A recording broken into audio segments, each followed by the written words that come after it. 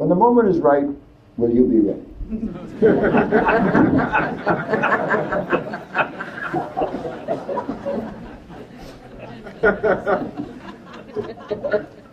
We know that the penile blood vessels are tiny threads compared to the coronary arteries of the heart. So not infrequently, before somebody comes down with heart disease, they will find that they are no longer able to raise the flag.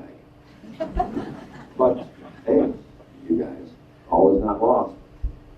For not infrequently, I'll get a phone call 8.5, 10 months after I've seen somebody, Dr. Esselstyn, yes, this is Mr. So-and-so. Oh, yeah. He said, you know, I really thought I ought to call you because recently something has come up.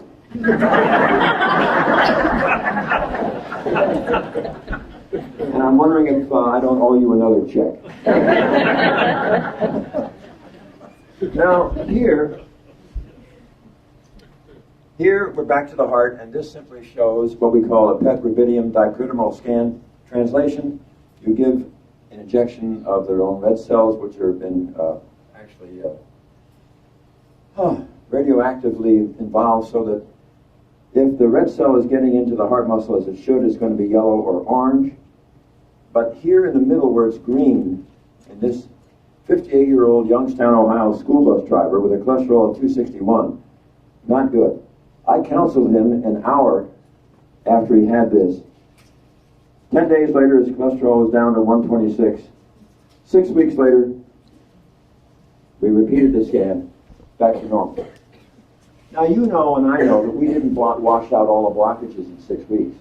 But what has happened from what I've shared with you tonight? Yes, the nitric oxide level has gone way up because, think of it, in his heart, there were normal arteries in those that have disease.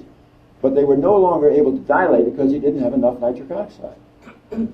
And as soon as his nitric oxide level comes up beyond a certain threshold, he's now able to dilate those arteries again. That's why suddenly their pain goes away and they feel better. Where does that come from?